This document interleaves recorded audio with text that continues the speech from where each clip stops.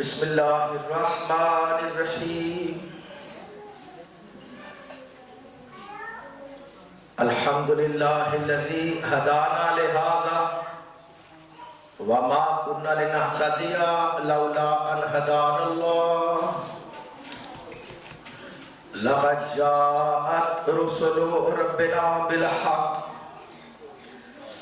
ثم الصلاة والسلام على صاحب الدعوة النبوية والصولة الحيدرية والعصمة الفاطمية والحلم الحسنية والشجاعة الحسينية والصبر السجادية والمعاصر الباقرية والآثار الجعفرية والعلوم الكاظمية والحجج الردوية والجود التقوية والنقاوة النقوية والهيبة العسكرية والغيبة الإلهيات القائم بالحق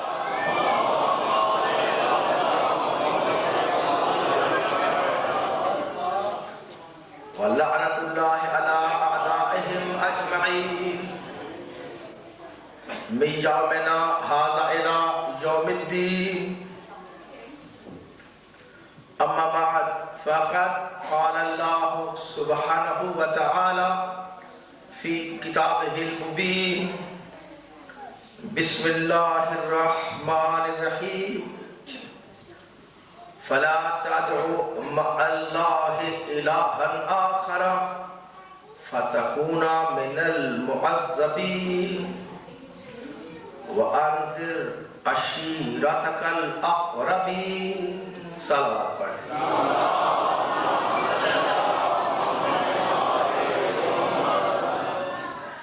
برادران اسلام حاضر مجلس رب العالمین بوسیلہ محمد و آل محمد ہم سب کا یہاں پر آنا قبول و منظور فرمائے ہمیں زندگی میں پھر یہ توفیق عطا ہوئی ہے کہ ہم حمایت حسین میں بیٹھ کر سانسیں لے سکیں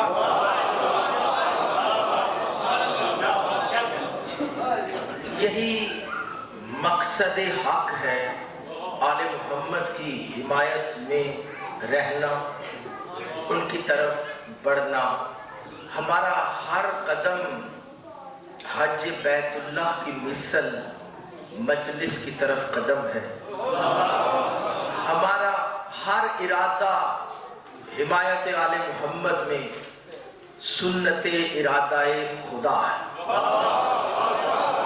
یہ عام جگہ نہیں ہے یہاں پر آتا وہی ہے عقیدت کے ساتھ جو دعائے سیدہ سے آیا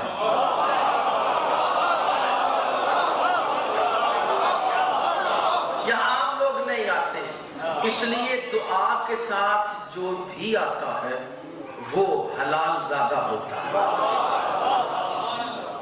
اس لیے مجلس میں عقیدت کے ساتھ آنا ہمیں شکر کا موقع دیتا ہے کہ شکر ہے پروردگار ماں بھی پاک تھی باپ بھی پاک تھا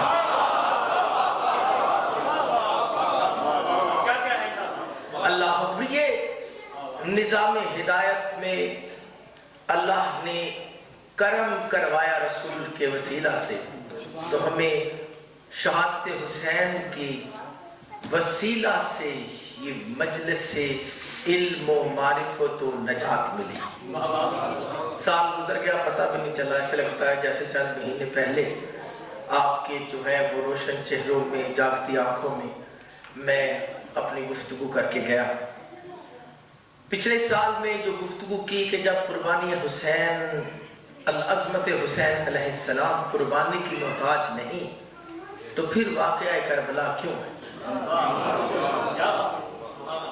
تو اس میں ہم نے ان چیزوں پر نظر کی جو بظاہر معاشرے کی تحریکوں نے چھپانے کی کوشش کی ہے عنوانات تبلیغ دین کو بدل دیا گیا ہے ان کی جہت پھیر دی گئی ہے اکثریت غفلت میں ہے کربلا کو نماز جیسے عمل کے لیے مقصد بنایا، کربلا کو ظاہری حکومت کے لیے مقصد بنایا، کربلا کو بنایا شریعت کے لیے مقصد، جبکہ کربلا والے یا اللہ کی بارگاہ میں بھوک پیاس کاٹنے کے لیے مقصد بنایا.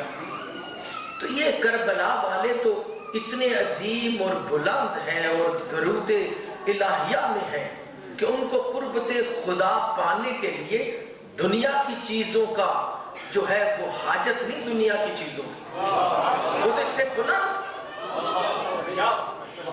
تو حسین علیہ السلام کی قربانی وہ باب نجات کھولنے کی قربانی، حسین علیہ السلام کی قربانی تائید پیغام رسالت دکھانے کے لیے قربانی تھی. حسین علیہ السلام کی قربانی قرآنی قانون پر چل کر صراط مستقیم پر قدم اٹھاتے رہنے کی قربانی تھی. یعنی وہ قربانی چھوٹے مقاصد کے لیے نہیں تھی. آج اسی واقعہ کربلا پر نظر رکھتے ہوئے، کیونکہ ہر گفتگو ہماری کامل نہیں ہوتی، ہم اس اشرا میں آگے بڑھیں گے اور ہم اس میں حقیقت اسلام پر نظر کریں گے کہ آخر کربلا میں حقیقت اسلام کیا ہے. آپ کی توجہات پہ شکر گزار. اس نے موضوع کیا اس میں حقیقت اسلام دعوت ذوالعشیر سے کربلائے حسین تک. ہم اس پر بات کریں گے.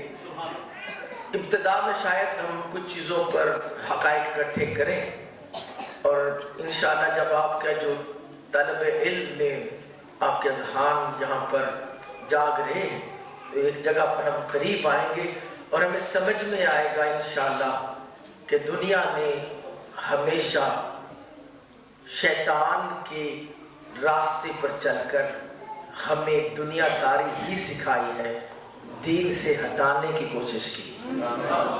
یہ مجلس حسین ہماری نجات کی دلیل بنی. اسے میں نے اس کی مثال کرتے ہوئے آیت تلاوت کی، فَلَا تَدْعُ مَعَ اللَّهِ إِلَٰهًا آخَرَ، کہ چیزیں چھپائی گئی، جاگتے دھنوں کے نظر گفتگو. یہ 26ویں سورۃ الشعراء کی آیات ہے، 213 214 جن کو میں نے سرنامہ کلام بنایا اس عنوان کے تحت. فلا تدعو، پس نہ پکارے اے محمد مع اللہ الہا آخر، اللہ کے ساتھ کسی دوسرے کو الہ مت بلاؤ. فتکون من المعذبین، تو بس آپ ہو جائیں گے عذاب پانے والوں میں سے. نعوذ باللہ. جتنے قرآن اٹھائیں ایسے ہی ترجمہ لکھو، جاگتے دنوں کو کلام کرنا. ناراض ہوئے نا بیٹھے ہو. ایک مرتبہ قریب آتے ہوئے ماحول میں سستی کو جوش کربلا میں بدلتے ہوئے دونوں ہاتھ بلند کر کے نعرہ حیدری لگا لی.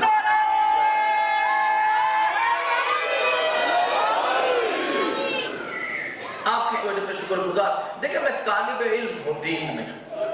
جب میں نے ذمہ داری لی کہ میں دین کی چیزیں پڑھوں گا اور لوگوں کو بتاؤں گا تو مجھے ذمہ دار ہونا چاہیے. میری سوچ سے آپ اختلاف رکھ سکتے ہیں، آپ کا حق ہے، لیکن ماننا دلیل کے ساتھ چاہیے، روایت کے ساتھ نہیں، شخصیت کے ساتھ نہیں، کسی گروہ کے پریشر میں نہیں، معاشرتی دباؤ کے ساتھ نہیں. ایسے نہیں، ماننا چاہیے حق کو دلیل کے ساتھ. تب رسول پاک کے لیے قرآن نے کہا، قرآن پکار بھی کہ رسول فلا تدعو مع اللہ الہا آخر، بس آخر آپ اللہ کے ساتھ کسی کو الہ مت پکار. کیا محمد پکار سکتے ہیں؟ کیا آپ پکار سکتے ہیں جن کو اللہ کا وطن ہے؟ کہ اللہ کے ساتھ کسی اور کو الہ پکارے، معبود بنائے؟ جب محمد کا امتی نہیں پکار سکتا تو محمد کیسے پکار سکتے ہیں؟ اور پھر اس کے بعد ایک دم فتکون من المعذبین، پس آپ ہو جائیں گے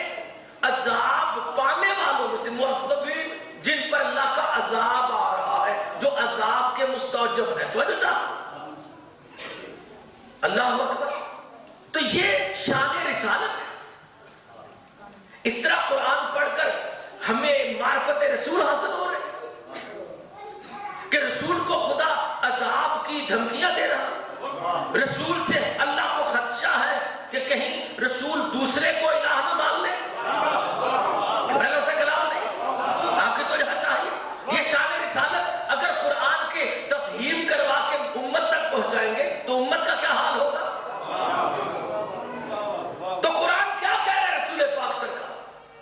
الہ کے ہر جگہ پر معنی جو ہے وہ اس طرح کے ویسے نہیں ہوتے کہ الہ سے مراد معبود مثل خدا، ایسے نہیں، بلکہ الہ ایک صفت ہے، الوہیت.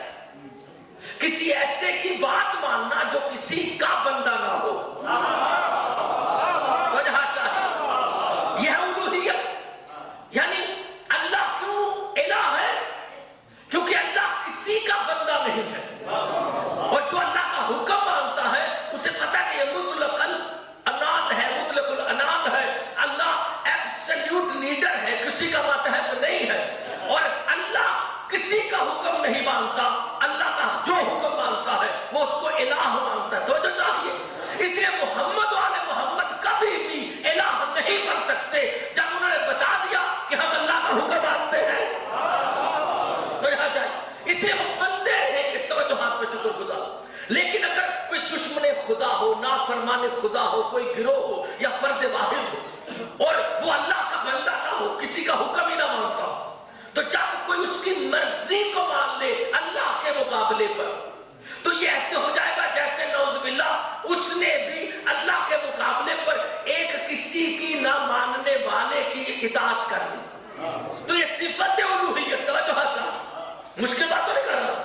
اب اس وجہ سے رسول پاک لکھا کہ ان نافرمانوں کی اپنی کرم گستری میں، اپنی مہربانی میں آپ بات نہ مان لینا. تو ہادی کائنات ہے، تو کائنات کو اللہ کی طرف بلانے والا ہے. تو وہ ہے کہ جس نے جبرائیل کو معرفت توحید عطا کی.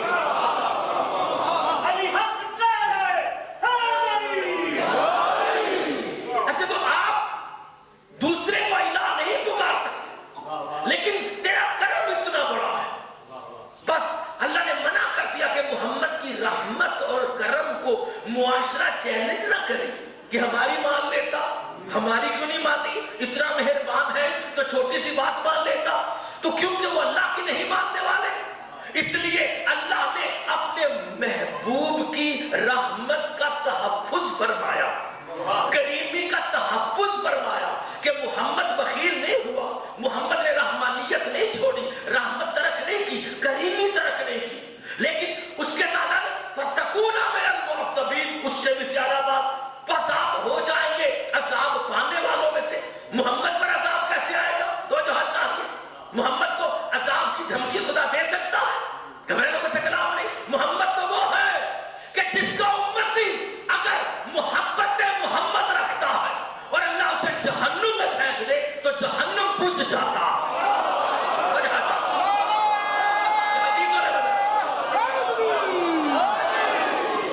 تو جہنم سے بڑا تو عذاب ہی کوئی نہیں. تو جس کے نام لیوا پر جہنم بجھ جاتا ہے اس محمد کو اللہ کیسے عذاب کرے گا؟ تو اس آیت میں جب تدبر کر رہے ہیں یعنی کہ ایک آیت کو پڑھا جائے تو ایسے پیش کر لیا جائے، حقائق چھپا دیے گئے، فکرے کی جہت فکری بدل دی گئی. اور یہ کہا کہ محمد سرکار کے لیے کہ آپ کی کریمی میں آپ کسی نافرمان کی بات نہ مان لینا، یہ تحفظ کا پتہ نہیں ماننے کا. اور اگر آپ نے مان لیا تو آپ تو میرے ہو، آپ تو اللہ کے اپنے ہو، آپ تو محبوب خدا ہو، آپ پر تو میں درود کرتا ہوں، تو آپ بھی میرے مخالفوں کے ساتھ ہو جائیں گے. گھبرانے سے کلام نہیں. میرے ہو کر آپ ان کے گروہ میں نظر آئیں گے جو عذاب کے لائق ہیں، عذاب کے قابل ہیں. جب آپ ان میں چلے جائیں گے تو میں ان کو عذاب کیسے دوں گا؟ ما کان اللہ لیعذبہم وانت فیہم. آپ نے سورۃ جو ہے انفال کی 33 میں کہا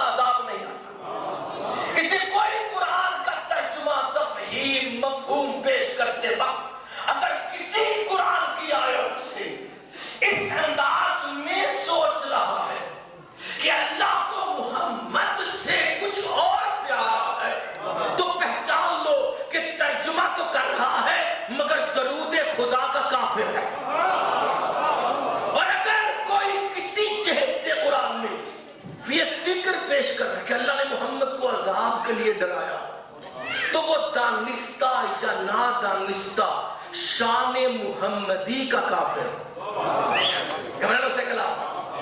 لیکن سارے گھروں میں قرآن ہے، آپ نے کئی ترجمے پڑھے۔ آج میں آپ کے سامنے ایک طالب علم کی حیثیت سے بات کو عرض کیا کہ جس امت کا کلمہ والا رسول ہی شان کے مقام سے شک میں ڈال دیا گیا ہو، ان کے کلمے والا دین کیسے بچے؟ جہاں پہ رسول ہی جس کی وجہ سے کلمہ ہے، جب اسے ہی نہیں بچایا گیا تو جس کلمہ سے دین ہے وہ دین کیسے بچے؟ یا اپنے گھر میں بیٹھ کے خوش رہنا کہ میں جنت میں ہوں، میں کامیاب ہوں، نہیں تو اپنے ضمیر میں وہ سرکشی کا فیصلہ کرنا کہ مجھ تک تو یہی پہنچ، اللہ ایسے ہی بخش دے۔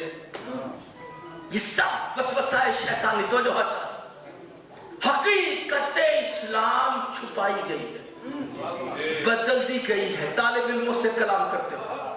کیا بات؟ اسلام اور عوام کے درمیان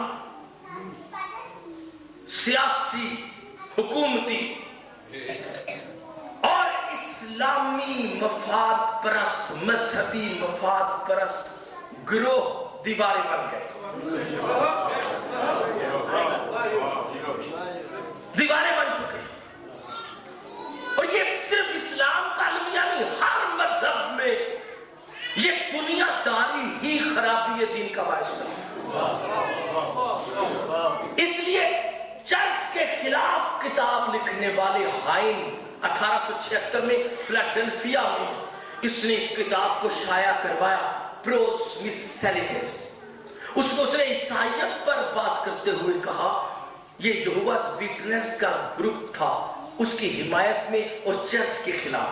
توجہ چاہیے تو وہاں پر اس نے اس بیماری کو پیش کیا اور کہا Jesus had brought the world near to the rule of God, but people did not accept him and accepted the kingdom of bishops, which was never appointed by God Almighty.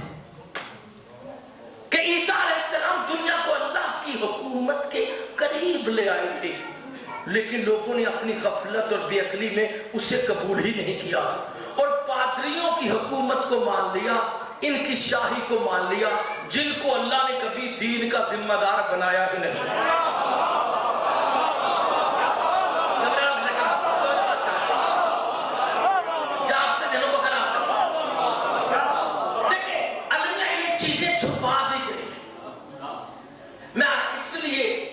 سامنے آہستہ آہستہ کرنے کی کوشش کر رہا ہوں تاکہ ہماری بنیاد قائم ہو جائے۔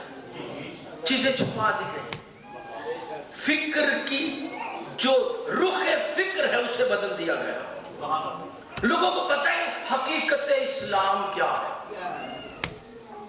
اگر اسلامی دین نہ بدلا گیا ہوتا، کبھی قرآن مستقبل پر نظر رکھ کر ہمیں یہ نہ کہہ کر جاتا 14 سورہ ابراہیم کی 28-29 آیت میں الم تری الی الذین بدلوا نعمت اللہ کفرا واحلوا قومهم دار البوار جہنم یصلونھا بئس القرار۔ قرآن پڑھنے والے الم تری، کیا تو نے نہیں دیکھا ان لوگوں کو جنہوں نے اللہ کی سب سے بڑی نعمت کو بدل لیا؟ کون سی نعمت ہے سب سے بڑی؟ باقی سورۃ المائدہ کی 3 آیت میں کہا الیوم اکملت لکم دینکم واتممت علیکم نعمتی۔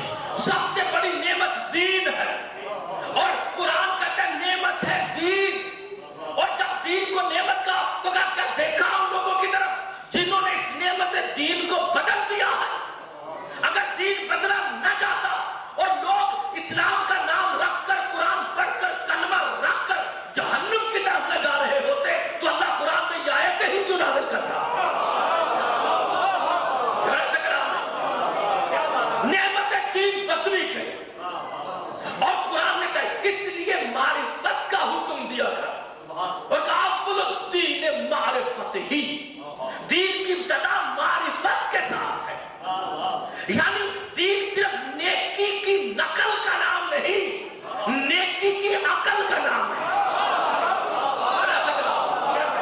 پہلے عقل لو نیکی ہے کیا؟ توجہ چاہو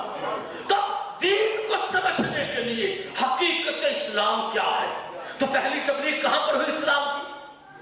عشیر میں، دعوت ذوالعشیر میں ہوئی پہلی تبلیغ۔ اچھا تو کیا تبلیغ ہوئی وہاں؟ کیا ہمیں کسی کو پتا چلا کہ دعوت ذوالعشیر میں تبلیغ کیا تھی؟ رسول نے کیا کہا تھا؟ جب میں اس بات کو بھی ایکسپلور کروں گا تو آپ خود مان لیں گے کہ وہ کتنے بے ایمان ہیں جنہوں نے ہمیں پہلی تبلیغ بھی نہیں پہنچنے دی۔ پہلی تبلیغ تو بتانا چاہتا، رسول نے خود سے تو پہلی تبلیغ نہیں کی، نبی تو اللہ کے حکم سے حرکت کرتا، بعثت حکم خدا سے ہوئی اور تبلیغ بھی حکم خدا سے ہوئی۔ وَأَنذِرْ عَشِيرَتَكَ الْأَقْرَبِينَ، 26 سورۃ الشورى کی آیت نمبر 214۔ اپنے قریبی رشتہ داروں کو ڈراؤ۔ کیا تبلیغ ہوئی؟ کیا رسول نے ان کے اوپر طالبانی بندوقیں کھڑی کر دی تھی؟ کیسے ڈرایا تھا؟ یہ ڈرانا کیا مانا؟ رسول نے کیا کیا؟ اللہ نے کہا ڈراؤ، کوئی چیز بتاؤ ایسی، کوئی غلطی ان کی بتا دو، یہ اپنی طرف سے نیک بنے ہوئے ہیں، تمہارے رشتہ دار ہیں، یہ نیک لوگ ہیں، سارے جنت کی تسبیح کرنے والے ہیں، عام بندے نہیں، کافروں کو نہیں کہا تھا۔ وجہ چاہیے، یہ کوئی غلطی کر رہے ہیں، انہیں بتاؤ کس غلطی کا انجام بڑا سخت ہے، اس سے آگاہی کراؤ۔ آپ کی تو جہاں پہ شکر گزار۔ تو کیا ہے دعوت ذوالعشیر میں رسول کی تبلیغ؟ کیا رسول نے پہلی دعوت اسلام میں اللہ کے حکم سے کیا کہا؟ اپنے گھر والوں کو بلا کر کہ تم اللہ کو مانو جو ملا نے شوشہ چھوڑا ہے، گھر سے کہا یہ تو آل ابراہیم ہے، اللہ کو تو بنص قرآن سارے مانتے تھے، یعنی کوئی میں نہیں، آیتیں آپ کے ہو سکتا ہے علم اور نظر میں ہو، لیکن مضمون کو سپورٹ کرتے ہوئے میں آپ کے سامنے عرض کرتا جاتا ہوں کہ یہ جو عشیر ہے وہ اللہ کی توحید منانے کی دعوت نہیں تھی۔ کہنا سا کلام نہیں، تو جس کو یہ پتا چلا کہ عشیر اس لیے تھا تاکہ اللہ کو منوایا جائے، تو اسے تو عشیر کا ایک پتہ ہی نہیں چلا گیا، اس کے آگے تو عشیر چھپا دیا گیا۔ اس لیے قرآن نے کہا 43 سورہ زخرف کی 87 آیت، وَلَئِن سَأَلْتَهُم مَّن خَلَقَهُم لَّيَقُولُنَّ اللَّهُ، اگر آپ ان مشرکین سے بھی پوچھو جا کر جو اللہ کو بظاہر نہیں مانتے، قرآن کے نظام میں مشرک ہیں، ان سے پوچھو کہ ان کا پیدا کرنے والا کون ہے، تو یہ کہیں گے کہ ہمارا خالق اللہ ہے۔ قرآن کے مشرک اللہ کو مانتے ہیں، گھر سے کلام ہے۔ وَلَئِن سَأَلْتَهُم مَّن خَلَقَ السَّمَاوَاتِ وَالْأَرْضَ لَيَقُولُنَّ اللَّهُ، 31 سورہ لقمان کی 25 آیت۔ اگر ان مشرکین مکہ سے سوال کرو، یہ قرآن گواہی دے گا کہ کیا بتاؤ زمین آسمان کو کس نے تخلیق کیا، تو وہ کہیں گے کہ اللہ نے تخلیق کیا۔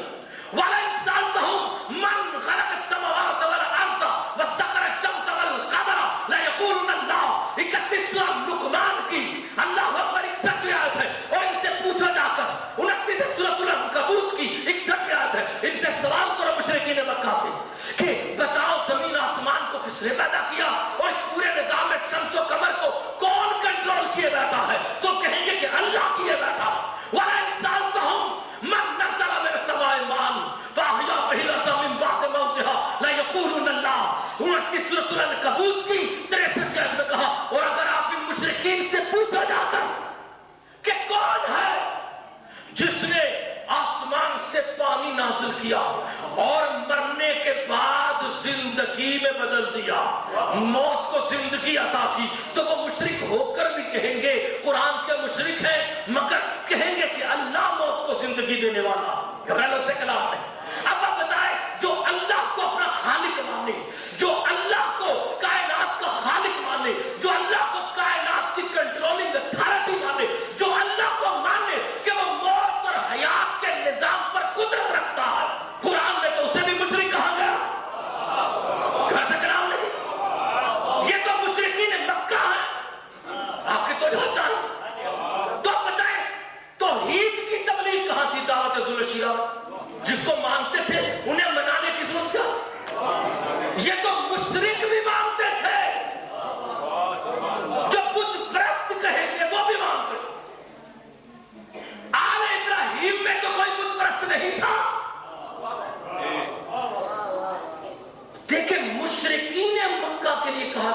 کہ اللہ کو وہ بھی مانتے تھے.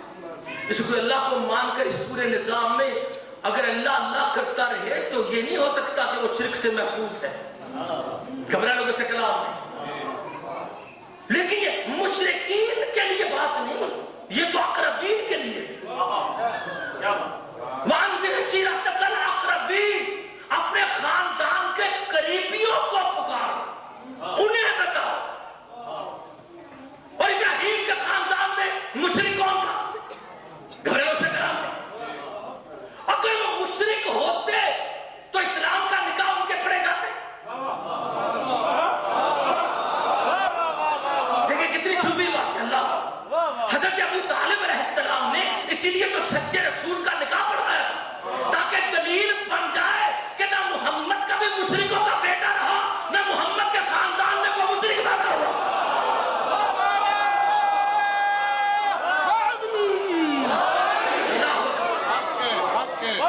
محمد سے کہا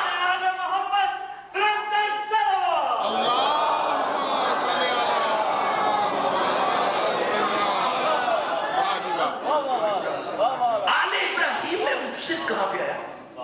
آل ابراہیم تو دعا ابراہیم ہے. اچھا پھر ایک بات آ جائے کہ نہیں جی اچھا وہاں پہ تو بت پرستی ہوتی تھی. گھبرایا کر کے بیٹھا, اللہ کو مانتے تھے لیکن بت رکھے ہوتے نا. اچھا چلو بت پر بات کریں. گھبرانے کو سے کرا. اچھا کیا بت پتھر کے بت رکھے ہوئے؟ اچھا پتھر وہ بھی رکھتے تھے, پتھر آپ بھی رکھتے. تو یہ بت پرستی کے خلاف یا پتھر پرستی کے خلاف تو دعوت ذوالشیرہ نہیں. گھبرانے کو سے پتھر پرستی کے خلاف تو نہیں تھی. اگر وہاں پر لات منات تھے تو آپ کے لیے تو کہا ان الصفا والمروہ من شعائر اللہ. اب انہوں نے کہا نہیں پتھروں کو خدا کہتے تھے, توجہ چاہیے. تو قرآن نے ان کی گواہی دی. 39 سورۃ الزمر کی 3 آیت. گھبرائے تو نہیں بیٹھے.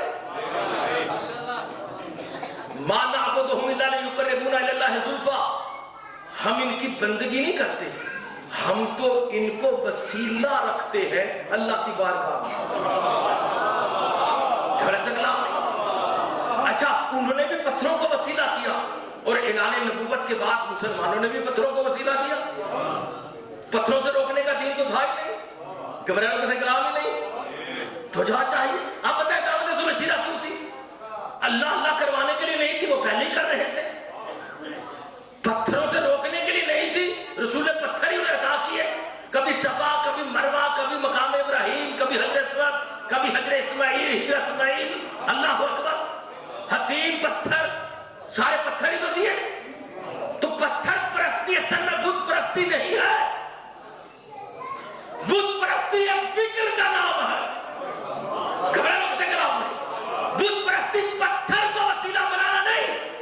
بت پرستی آل محمد کے مقابلے پر خود سے کسی کو وسیلہ بنانے کا نام ہے. بت پرستی فکر کا نام ہے, پتھر پرستی کا نام نہیں ہے, کیونکہ پتھروں سے چھوڑ کر پتھروں پر نہ لگاتے. بت پرستی اس لیے قرآن کا فاتقوا النار التی, دوسرا سورۃ البقرہ 24 آیت, فاتقوا النار التی وقودها الناس والحجارہ, ڈراؤ اس آگ سے جس میں میں ان پتھروں کو بھی پھینکوں گا اور ان کے پیچھے لگنے والوں کو بھی. اللہ پتھروں کو پھینکتا رہے گا ماشاء. یہ تدبیر ہے, بتایا گیا. سچے رسول نے پتھر کی تعریف کر دی اور کہا میرا قانون بندہ بناتا ہے, میرے قانون سے ہٹ کر آئے گا تو پتھر ہوگا. اس لیے رسول نے اس کی تعریف کی اور کہا ولد لصاحب الفراش والحجر للزانی, بیٹا پیدا ہوتا ہے نکاح کے ساتھ, لیکن اگر کوئی پیدا ہو جائے نکاح کے بغیر تو بیٹا نہیں پتھر ہوگا. شرعی پتھر کی محشر میں اللہ پتھر نہیں جلائے گا. اللہ نے فرمایا کہ اس محمد صلی اس آل محمد کے مقابلہ پر اگر کوئی انسان پتھر کی طرح بھی کھڑا ہو گیا نا, وہ بھی جہنمی ہے.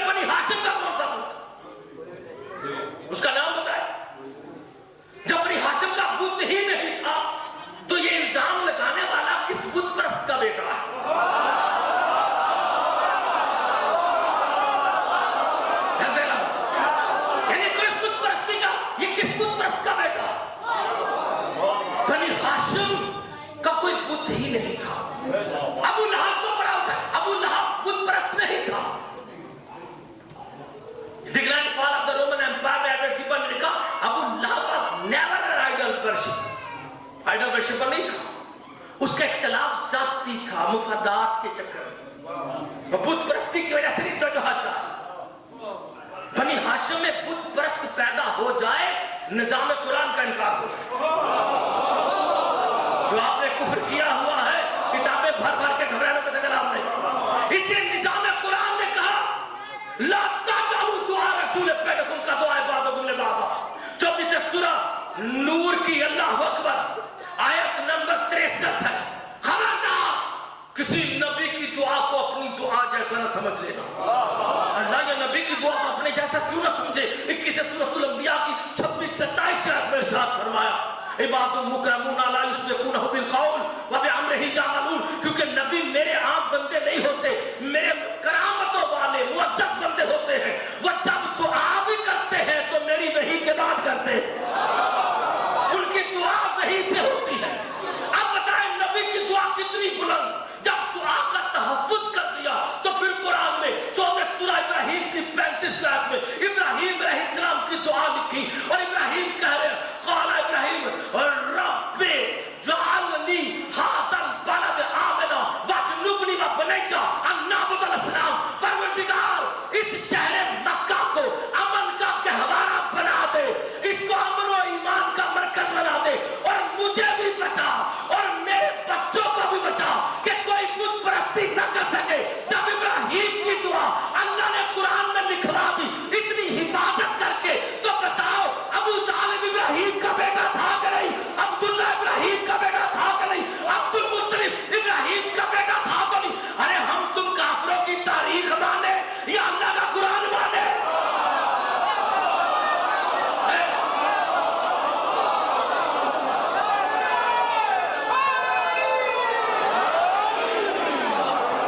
جو حضرت ابو طالب علیہ السلام پر بت پرستی کا الزام لگائے، وہ دعا ابراہیم کا کافر بن جاتا۔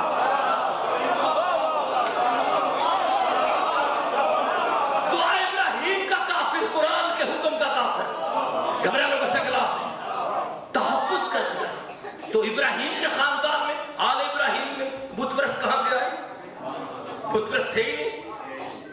تو اب دعوت ذوالشیرہ تو ہو رہی ہے ان میں جو اللہ کو بھی مانتے، مشرکین سے بڑھ کر۔ یہ مشرک نہیں ہے، یہ تو خانواد آل ابراہیم ہے، یہ تو دعاؤں والے ہیں، یہ تو محمد کی نبوت سے پہلے بھی مومن کہے گئے۔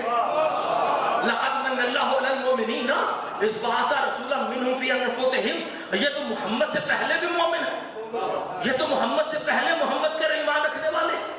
گھبرانے لوگوں سے کلام نہیں۔ تو اب بتائیں دعوت ذوالشیرہ کیا تھی؟ گھبرانے لوگوں سے کلام اللہ ہے، مانا جا رہا ہے، بت پرستی نہیں ہے۔ اچھا کیا وہ کعبہ کو نہیں مانتے؟ دعوت ذوالشیرہ اس لیے کعبہ کو مانا جائے۔ گھبرانے لوگوں سے کلام نہیں۔ تو اگر کعبہ کو نہ مانتے ہوتے تو حج کرنے کیوں جاتے؟ جاگتے ذہن کو کلام کر، یعنی حج کرتے تھے نا۔ حضرت ابو طالب علیہ السلام نے کئی سال حاجیوں کو، پورے دنیا کے آئے حاجیوں کو کھانا کھلایا۔ سعودی عرب کے امیر تو پیسے لیتے، گھبرانے سے، اور علی کا غریب باپ پورے آنے والوں کو کھانے کھلاتا۔ تمہاری سچائی پہ قربان، تمہاری امارت پہ قربان۔ گھبرانے کو سے کلام نہیں۔ یہ تو اتنے دیر پیسے لیتے، لیکن انہوں نے کہا کھلا کھانا، کھلا پانی، حتیٰ کہ ان کی بدبختی سے اگر کسی علاقے کا پانی کڑوا ہو گیا تو میرے مولا کے باپ علیہ السلام نے، حضرت ابو طالب نے اس میں شکر ملوا دی، پوری زمین کا پانی میٹھا کر دیا۔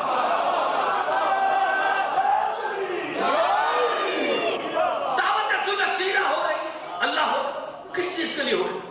آپ نے حضرت ابو طالب پر کفر کا الزام لگایا، قرآن نے پھر تحفظ دے دو، اور 18 سورۃ الکہف کی 51ویں آیت میں ارشاد فرمایا وما کنت متخذ المضلین عضدا، خبردار میں کسی گمراہ کو اپنا بازو نہیں بناتا۔ جاؤ جا کر پڑھو تاریخ یعقوبی، تاریخ طبری پڑھو، تاریخ کی کتاب، حدیث، روایات، تفسیریں پڑھو۔ دعوت ذوالشیرہ میں دعوت کرنی تھی محمد نے، اہتمام کس نے کیا؟ ابو طالب نے۔ ارے جو اسلام پھیلانے کے لیے دعوتیں کر رہا، اللہ اسے بازو بنا رہا، تو کون کافر اس پر کفر کا الزام لگا؟ یہاں پر کفر نہیں، یہاں پر شرک نہیں ہے، یہاں بت پرستی نہیں ہے. جن کو بلایا گیا نبیوں کی اولاد ہے، درود والا شجرہ ہے، اور انہیں کہا جا رہا ڈراؤ، گھبرانے لوگوں سے کلام ہی نہیں. تو جہاں چاہیے. اب بتاؤ دعوت ذو الشیرہ کیوں؟ حج کے لیے، ان کے لیے حج قبول نہیں ہوتا تو توجہ چاہیے. ان کا تو حج ہی نہیں ہوتا تھا، وہ تو بجاتے تالیاں سیٹیاں بجاتے تھے. تو ہمارا حج ہو رہا ہے. دیکھیں یہ چیزیں غور کے لیے ہیں. آج کل حج ہو رہا ہے جب دین ہی صحیح نہیں ہوتا. آپ کو کیسے پتا کہ حج کا دن وہی 10 ذی الحج کو ہو رہا ہے؟ حج 9 ذی الحج کو آپ کو پتا ہے کہ صحیح تاریخ ہے؟ جب اگلے تاریخ اسلام کے تحت دیکھنے نہیں چاہتے اور ان کی دھونس ہے، آپ میں اتنی جرت ہی نہیں ہے. جب آپ ان سے، حج تو ایک تحریک ہے نا، امت کا اجتماع ہے، اجماع ہے، جس میں وہ حمایت توحید کے لیے بادشاہ سے لڑ پڑے، کسی حکومت سے لڑ پڑے. تو یہ کیسے مسلمان ہیں؟ اللہ کو چھوڑ کر لوگوں کی عیدی تاریخ پہ حج کیے جا رہے ہیں. کیسے یقین ہے کہ یہ حج صحیح تاریخ پہ ہو رہا ہے؟ اچھا پھر یہاں تک نہیں، ان کے لیے جی وہ تالیاں بجاتے تھے، کیفیات ان کی کیفیات تھی، لیکن حج کو وہی جو رسول نے دیا. حج میں تو رسول نے میقات بتائے، آپ سے تو میقات چھڑوا دیے گئے. گھر سے کلام نہیں، کون میقات پر جا کر باندھ نہیں سکتے باہر کے لوگ جا کر. تو جب آپ میقات سے جا کر، یعنی میقات اللہ سے ملاقات شروع کرنے کی جگہ، وہاں پر ایک بندہ یونیفارم پہنتا ہے، احرام باندھتا ہے. رسول نے 5 میقات بتائے، گھبرانے لوگوں سے کلام نہیں. تو اب کون سے حاجی پاکستان سے جانے والے جو میقات سے جا کر باندھے؟ اسے میرے مولا علیہ السلام سے کسی نے پوچھا کہ مولا میقات تو راستے میں آتا ہے، میں اپنے گھر سے احرام باندھ کے چلا جایا کروں. مولا نے کہا تم صبح کی نماز 4 رکعت پڑھ لیا کرو. اسے کہا مولا یہ کیسے قبول ہوگی؟ کہا بس اسی طریقہ پر وہ میقات بھی قبول نہیں ہوگا. چاہیے. اچھا میقات ہمارا خراب ہو گیا، چھین لیا تاریخ کا، ہمیں یقین نہیں. گھبرانے لوگوں سے کلام نہیں. قربانی جو ہے کفارہ قربانی، وہ تو کوئی دیتا ہی نہیں. مولوی صاحب کو 300 ریال پکڑاتے ہیں آپ. قربانی کا فلسفہ خراب کر دیا. گھبرانے لوگوں سے کلام نہیں. دوسری قربانی میں پیسے پکڑا کے آ جاتے. ایک رہ گئی حج کا بڑا رکن سعی. وہ سعی رسول تو کرتے تھے کھلے میدان میں، سعی تو کرواتے حضرت حاجرہ نے کی تو کھلے میدان میں. رسول نہیں ٹنل بنوا سکتے تھے وہاں پہ سرنگ، رسول نہیں چھت ڈلوا سکتے تھے. رسول کو نہیں پتا تھا حاجی زیادہ ہو جائیں گے تو طواف کعبہ چھت پہ کیا جائے گا. گھر سے کلام نہیں. تو جہاں چاہیے. ارے جب تمہاری اتنی غلطیوں کے ساتھ تمہارا حج ہو رہا ہے اور ان کا نہیں ہو رہا تھا، ان سے بھی غلطی کروائی گئی، تم سے بھی غلطی کروائی گئی. گھبرائے لوگوں سے کلام نہیں ہے. تو جہاں چاہیے. وہ جسم کے ننگے تھے اور ہمیں پتا ہے کہ ہم عقلی طور پر غلطی کر رہے ہیں. وہ جسمانی ننگے بن کر آتے تھے، یہ عقلی ننگے بن کر جاتے ہیں. اللہ کی بارگاہ میں ٹھیک ہو کر کہ ہمیں نہیں تیرا حکم چاہیے، ہمارے اوپر یہ مسلط ہے، ہم انہی کے ذریعے سے آئیں گے. گھبرانے لوگوں سے کلام نہیں. تو حج تو جیسا آپ کا تھا ویسا ان کا تھا، جیسے ان کو بتایا گیا ویسے آپ کو بتا دیا گیا. گھبرانے لوگوں سے کلام نہیں. تو یہ حج ہے. اگر حج ہو رہا ہوتا سارے حاجیوں کا تو میرا سچا امام، چوتھا امام حاجیوں کو بندر اور خنزیر کی شکلوں میں دکھاتا.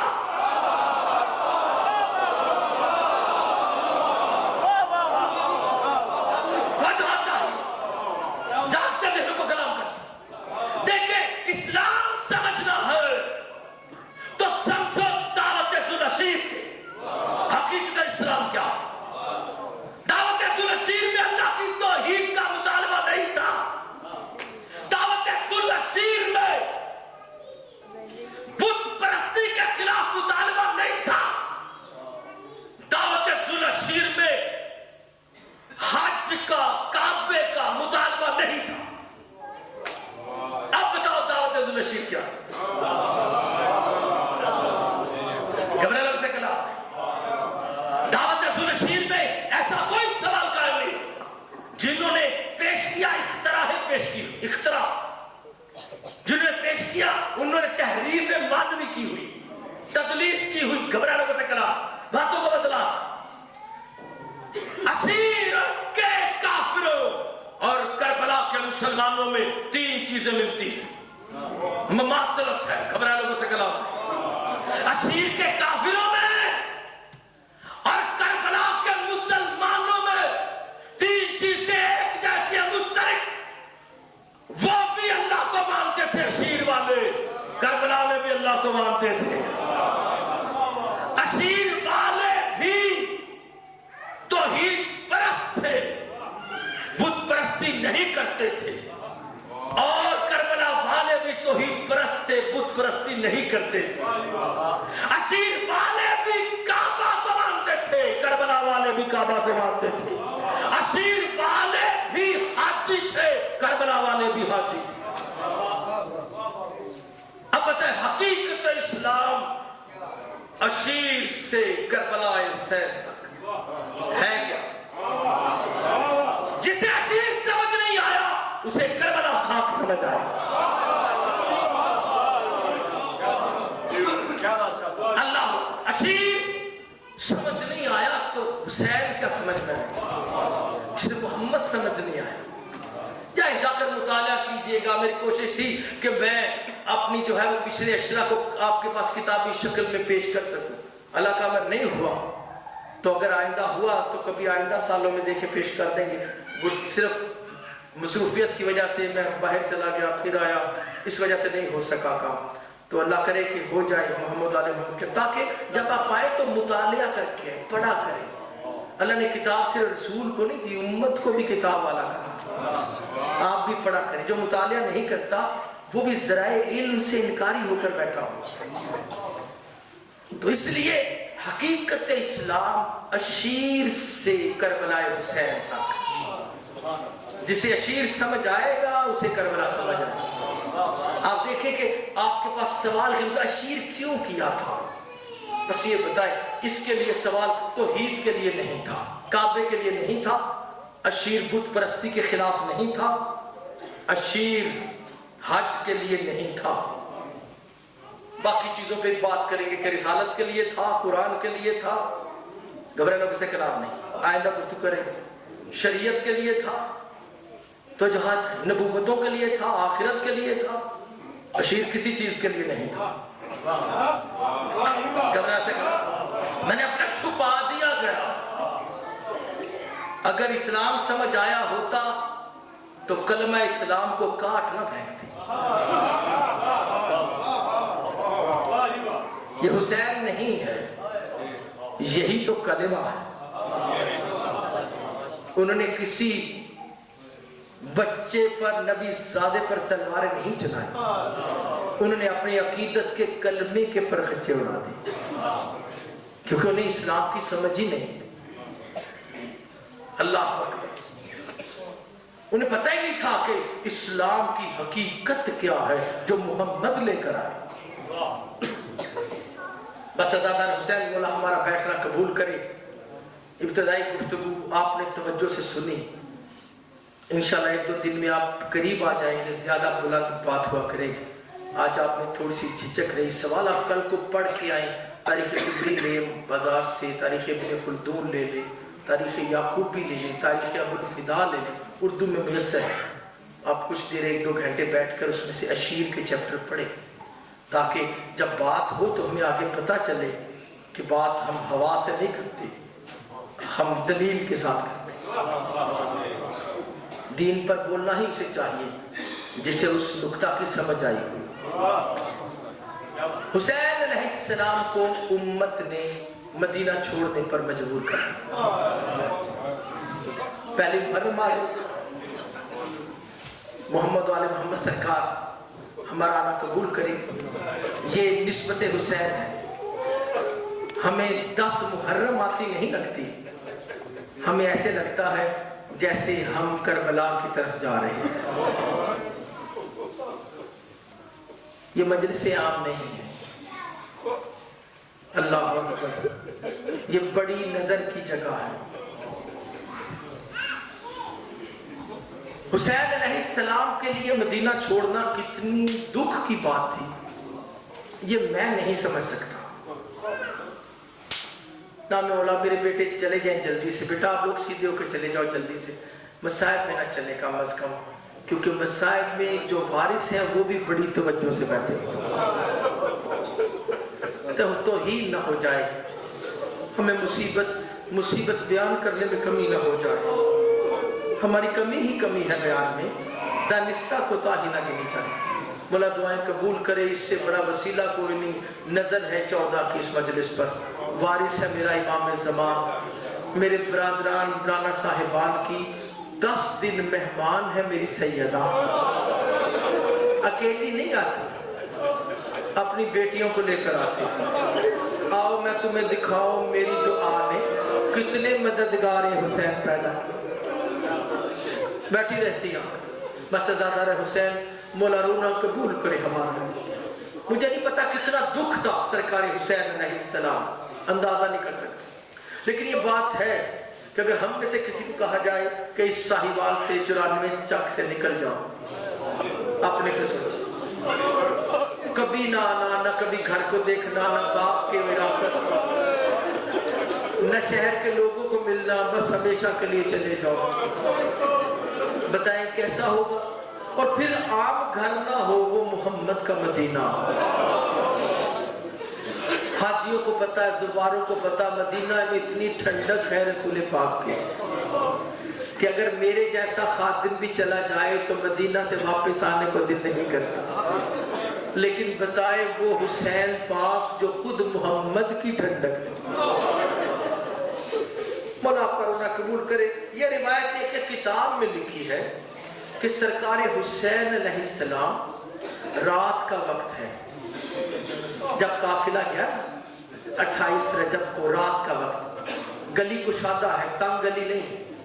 روضہ رسول کے سامنے ہاشمیوں کا محلہ، کشادہ گلی، اس میں 40 اونٹ کھڑے تھے جن پر پردے لگا کر عماریاں قائم کی گئی تھی. ان میں بیویاں بیٹھی تھی، قافلہ سارا کھڑا. روایت ایسے رات کا وقت ہے، لوگ گھنٹیاں ہل رہی ہیں، شور ہے. مدینہ سو نہیں رہا، مدینہ جاگ رہا. دروازے کھول کھول کے تھوڑی جھروکوں سے دیکھتے ہیں، سامنے نہیں آتے کیونکہ حکومت کا روگ ہے. بس روایتوں میں لکھا ظاہر دیکھنے والے بس گھر والے تھے، وہی بیٹیاں، وہی بہنیں، وہی بھائی.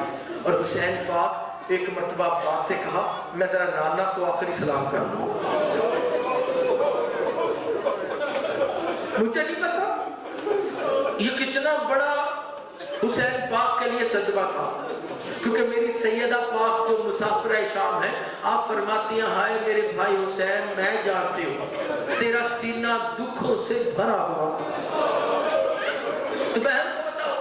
لکھا جب غازی سرکار سے کہا، حضرت قاضی علمدار کربلا رک گئے، حسین پاک نانا کے روزے پر گئے. لکھا مورخین نے، منظر کشی کرنے والوں نے، حسین نانا کے روزہ کی قبر کی زیارت کو ایسے گئے جیسے کوئی سپاہی اپنے جرنیل کو ملنے جاتا.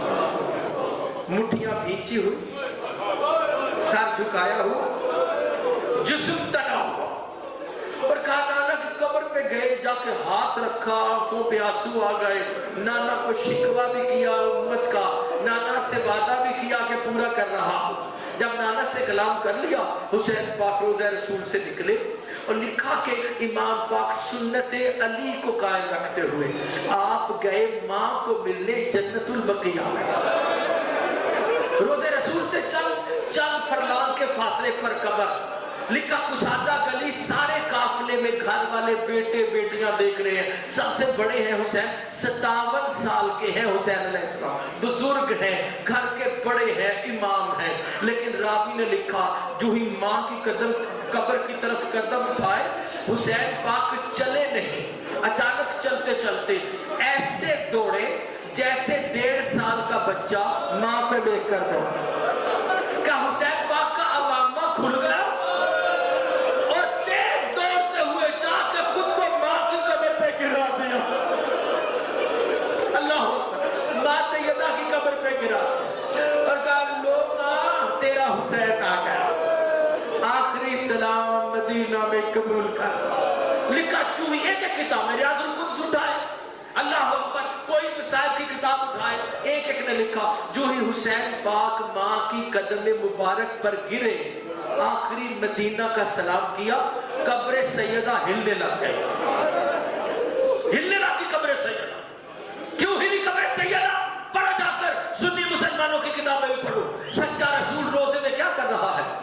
पढ़ रहा है। तो जो रसूल का टुकड़ा सैयदा कब्र में क्या कर रही? नमाज पढ़ रही। ये जिंदा हस्तियां हैं, मौत इनकी इताअत में है। बीबी नमाज पढ़ रही थी। कहा नमाज पढ़ते हुए जब बीबी के पास हुसैन आ गया तो हुसैन तो नमाज से अफजल है ना, हुसैन तो रसूल की नमाज पर सवार होने वाला है ना, हुसैन का दर्जा तो बुलंद है। अब बीबी नमाज कैसे पढ़ सकती है जब रसूल की नमाज का नाज आया हुआ है? इसलिए माँ ने बेटे का सलाम सुना तो अचानक सैयदा की चीख निकल गई, परवरदिगारा मैंने तो चकलियां पीस पीस के मारा, मैंने तो फरिश्तों को हाथ भी कई मरतबा लगा दिया कि नहीं आज हुसैन को खुद खिलाओगे, आज खुद इसीलिए आटा पीसूंगी, मैंने तो हुसैन के जो नाज किए हैं। ए कब्र हट जा रास्ते से कि मैं अपने हुसैन को जाता देख लूं। कब्र इसलिए हिली है क्योंकि सैयदा बाहर आना चाहती थी। बस अदादा ने हुसैन, रिवायतों में लिखा है कि हुसैन पाक के घर आने में अल्लाह अकबर बीबियों की तैयारी हो चुकी थी, रात का वक्त था, बीबियों को सवार कराने का हुक्म आ गया। लिखा एक बेटी है बीमार, वो एक बिस्तर पर पड़ी है, हम शक्ल सैयदा, 6 साल की बच्ची है हुसैन की। लिखा वो बेबी पड़ी अपने हुजरे में, कमरे में पड़ी है। 40 घर थे, बड़ा सहन था और अंदर घर के सबके दरवाजे अंदर की तरफ थे। ऐसी रिवायतों में लिखा कि उन सबको ताले लगा लगा कर उस इमाम के हुक्म पर घर वालियां चाबी लेती और ले जाकर बीबी फातिमा सुगरा के पास बिस्तर पे रख। बीबी सुगरा जो लेटी हुई थी बुखार की तपश में, लिखा बीबी जो है वो देखती है कि ये मेरी एक अजीजा आई है फूफी उम्मे कुलसूम, नाम मेरी तरफ देखा, नाम उससे कलाम किया, निगाहें चुराते हुए चाबी रखी और चली गई। कहा उम्मे कुलसूम फूफी को क्या हुआ, नाराज हो गई होगी किसी बात से। इतने में हजरत अब्बास की जोजा आ गई, इतने में कोई और बीबी, कोई और। आखिर जब काफी बीबियां हो गई ना, सैयदा ज़ैनब मिलने के लिए आई। कहा फातिमा सुगरा अपनी फूफी को आज गले लगा के मिला, बताओ क्या हाल है मेरी भतीजी का। जब ये बीबी सैयदा ने पूछा ना हाल, तो फातिमा सुगरा की आंखों में आंसू आ गए। कहा फूफी बुखार उठने नहीं देता, ऐसे लगता है घर वाले तैयारी कर रहे हैं, लेकिन अजीब मिजाज बदले हुए हैं, मुझसे कोई गलती हो गई है, मुझे किसी ने ना सलाम किया ना कलाम किया, अपने घरों की चाबियां रख रख कर जा रही है। ये सुनना था कि बीबी सैयदा ने कहा मैं यही बताने आई हूँ कि बीबी हम जा रहे हैं सफर पर और तुझे बनाया है घर में अमीन, हमारे घरों की चाबियां संभाल के रखना और नाना रसूल के रोज़े पे चिराग जलाती रहना और जन्नत की कब्र पर बैठकर हमारे लिए दुआएं करना। ये सुनना था कि हुसैन की बीमार बेटी उठकर बैठ गई। कहा फूफी आपका हुक्म मैं इनकार नहीं कर सकती, लेकिन अगर आप ऐसे छोड़कर मुझे चले गए ना तो मैं मर जाऊंगी। ये चाबियां रसूल की कब्र के खिलाफ से उठा लेना, मैं बाकी नहीं बचूंगी, मैं अकेली कैसे रहूंगी। अगर सुनना था, सैयदा की आंखों में आंसू आए। कहा बीबी इस अमर में हम इमाम के हुक्म के मातहत। ये सुनना था, बीमार बेटी कमरे से उठकर बाहर आई, अगर दूर चचा अब्बास पर नजर पड़ी, अगर का चचा अब्बास सारे जा रहे हैं, कौन कौन जा रहा है, कौन कौन रुक रहा है। हजरत अब्बास से कलाम किया, आपने कहा हम हुक्म की इताअत में हैं। बस अज़ादा ने हुसैन मुख्तसर करते हुए मुसाहिब को सारा शरा रवानगी पढ़ते रहे तो कम नहीं, क्योंकि 84 अफराद की रवानगी है। ये कोई छोटा घर नहीं उजड़ा मोहम्मद का, छोटी जो है वो अल्लाह अकबर, उनके घर पे गुर्बत नहीं आई है। रिवायतों में लिखा हजरत अब्बास चले गए, बीबियां सवार होती गई, अल्लाह अकबर। हजरत अब्बास अपनी माँ के हुक्म पर रोज़े रसूल की जियारत को आए। दोबारा जब करीब आए तो देखा रोज़ा रसूल का हुजरा था ना, एक वो छोटा सा कमरा, उसके 2 दरवाजे थे, दोनों पर अंदर से कुंडी लगी। हजरत अब्बास ने दस्तक दी, कौन है, दरवाजा खोलो, कोई आवाज नहीं आई। फिर कहा कौन है अंदर, دروازہ کھولو میں عباس بن علی ہوں. یہ کہنا تھا نا, اندر سے کوئی آواز نہیں آئی. پھر حضرت عباس نے کہا میں کہہ رہا ہوں دروازہ کھولو, رات کے اس وقت میں کون ہے روضہ رسول میں؟ جب ذرا جلال سے بولے نا تو اندر سے ننھی بچی کی آواز ہے, چچا عباس چلے جاؤ, بس میں دروازہ نہیں کھولوں گی. عزادارو یہ سننا تھا. عباس کی آنکھوں میں آنسو آ گئے. علی کا عباس تیز تیز قدم اٹھاتا بولا حسین کے پاس آئے. کہا آقا حسین, آقا حسین. ننھی بی بی فاطمہ ناراض ہو گئی. کہا کدھر ناراض ہو گئی؟ کہا روضہ رسول میں کنڈیاں لگا کر بیٹھی ہے. عزادار سننا تھا. مولا حسین پاک چلتے ہوئے آئے اور آ کر ایک مرتبہ تقلبہ کیا. کہا بیٹی یہ میں ہوں. عزادار حسین کی آواز سنی تو بی بی اٹھی, دروازہ کھول دیا. ایک مرتبہ ناز سے بابا کو دیکھا, حسین نے پکڑا, بیٹی کو گلے لگایا, بیٹھ کے رسول کی قبر کے پاس سر چوما اور کہا بتائیں میری بیٹی کیوں ناراض ہے؟ کہا بابا سب جا رہے ہیں اور مجھے کوئی بھی نہیں لے کے جا رہا. عزادار یہ سننا تھا. حسین پاک نے کہا اچھا کون لے کے چلا جاتا؟ کہا بابا مجھے پھپھی ام کلثوم ہی لے جاتی, اس کے تو کوئی اولاد ہی نہیں تھی, مجھے اپنی بیٹی بنا کے لے جاتی. عزادار یہ کہنا تھا. تو حسین پاک نے کہا میں نے اجازت نہیں دی نا, اس لیے کسی نے اس کے لیے مجھے کہا نہیں. آپ کے لیے امر خدا یہی ہے کہ آپ اس گھر میں رہو. عزادار سننا تھا. تو بیٹی نے کہا بابا اگر ایسے چھوڑ کے سب چلے گئے میں مر جاؤں. یہ سننا تھا.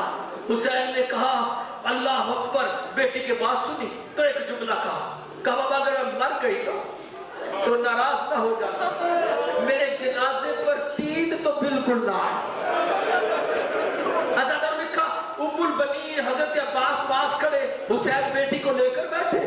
جب پوچھا تو حسین پاک نے ایک مرتبہ دیکھا عباس کی طرف, بیٹی کے ناز اٹھاتے ہوئے کھڑے. حسین بیٹی کو لے کر بیٹھے. جب پوچھا تو حسین پاک نے ایک مرتبہ دیکھا عباس کی طرف, بیٹی کے ناز اٹھاتے ہوئے اور کہا اچھا بیٹا بتاؤ کون کون نہ آئے؟ تو بی بی نے ایک مرتبہ ایسے اشارہ کیا چچا عباس کی طرف. ایک تو میرا چچا عباس نہ. جب سننا نا عباس روتے ہوئے بیٹھ گئے. کہا اللہ اکبر, مولا حسین کی بیٹی میں تو حکم کا غلام. اگر یہ سننا تھا. اللہ اکبر. حسین نے کہا اچھا بیٹا بتاؤ دوسرا کون نہ آئے؟ تو کہا بابا دوسرا میری ماں رباب نہ آئے, کیونکہ اصغر بھی جا رہا ہے, سکینہ بھی جا رہی ہے. آج مجھے پتا چلا کہ میری اپنی ماں نہیں ہے. عزادار یہ سننا تھا. ایک مرتبہ حسین نے بیٹی کا سر چوما اور کہا اچھا بتا دو اور کون نہ آئے؟ کہا بابا ایک اور ہے وہ بھی نہ آئے. حسین نے پھر گلے سے لگا بتا دو نا. کہا بابا کہیں غلطی نہ ہو جائے, گناہ نہ ہو جائے. حسین نے کہا اجازت دیتا ہوں مجھے بتا دو. کہا بابا بس پھر مجھے جیسے آپ چھوڑ کے جا رہے ہو. بابا حسین میرے جنازے پہ آپ بھی نہ آنا. عزادار نے سننا تھا. بولا حسین نے بیٹی کو رسول کی قبر میں بٹھایا, صاحب قبر کے ساتھ اٹھا کے کھڑے ہو گئے اور دروازے روضہ رسول پہ جا کے کہا دیکھو بیٹا کوئی اور آئے نہ آئے مگر اپنے دادا کے قبر کے سامنے تجھے حسین بتا رہا ہے, میں نہیں آؤں گا. اب میں نہیں ہوں. عزادارو بیٹی کو روتا چھوڑ کر قبر رسول پہ بی بی گر گئی. ہائے دادا میں اکیلی رہ گئی. بس عزادار حسین بولا لکھا قافلہ روانہ ہونے لگا. مدینہ کی گلی ہے, 28 رجب رات کے 2:30 کا وقت ہے, اندھیرا ہے, خاموشی نہیں ہے. اتنا بڑا قافلہ چل رہا ہے, گھوڑوں کی ہنہناہٹ, اونٹوں کی بلبلاہٹ, گھنٹیوں کی آواز. لیکن آج تو کوئی مدینہ کا سوار بھی نہیں آ رہا تھا, گھروں میں چھپے بیٹھے تھے لوگ. ایسا کرو قافلہ چلنے لگا. لکھا اس دروازے پر جو کہ اس حویلی کا صدر دروازہ تھا 4 ہستیاں کھڑی تھی. حسین کو ودا کرتے وقت ظاہراً 4 ہی تھے. کون کھڑے؟ ایک رسول پاک کی زوجہ ہے ام سلمہ, ایک کھڑی ہے دوسری ضعیفہ بی بی عباس کی ماں ام البنین, اور تیسرا کھڑا عباس کا بیٹا 2.5 سال کا عبید اللہ. اور لکھا ہے تینوں ہستیاں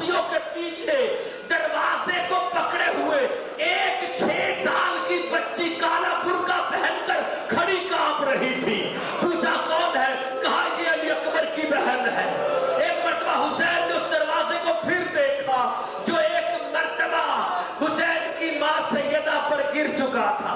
ये वही दरवाजा था जहां पर आग लगाई गई थी। आज वहां फिर एक फातिमा खड़ी थी। अज़ादारों, हसरत से हुसैन ने मदीना की गलियों में दाएं देखा, बाएं देखा।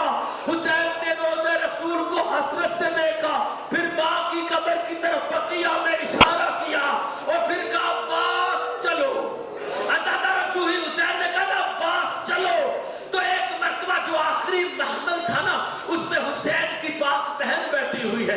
उन्होंने पर्दा उठाया, अपने चेहरे को बाहर निकाला और मदीने की खिड़कियों को देखा, दरवाजों को देखा। जिधर सैयदा की नजर जाती, थोड़ी खुली खिड़कियां बंद हो जाती। जू जू काफिला चलता रहा, बीबी सैयदा एक दरवाजे को बार बार पर्दे उठाकर देखती रही।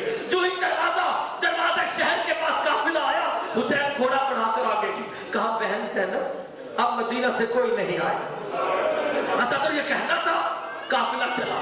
लिखा जब काफिला आगे पहुंचा ना, कोई 1.5 कोस, मदीना शहर की दीवारें नीची हो गई। जब दीवारें नीची हो गई, हुसैन ने देखा कि बहन अभी भी मुड़ मुड़ के देख रही है, अभी भी मुड़ मुड़ के देख रही है। लिखा मौला हुसैन पाक दोबारा करीब गए, दूर शहर नीचे नजर आ रहा था। हुसैन ने जाकर कहा बहन सैयदा, मैंने आपसे अर्ज की ना कि मदीना से अब कोई नहीं आएगा। ये सुनना था कि बहन एक मर्तबा भाई की तरफ देखा, कहा भाई आप इमाम हो, आपकी बात का इनकार नहीं कर सकती। मुझे पता है मदीना से कोई मददगार नहीं आएगा, लेकिन भैया हुसैन मुझे बस इतना बता दो, मैं जब से शहर से निकली हूँ, काफिला निकला है, वो पीछे काले बुरके वाली एक ज़ईफ़ा है जिसने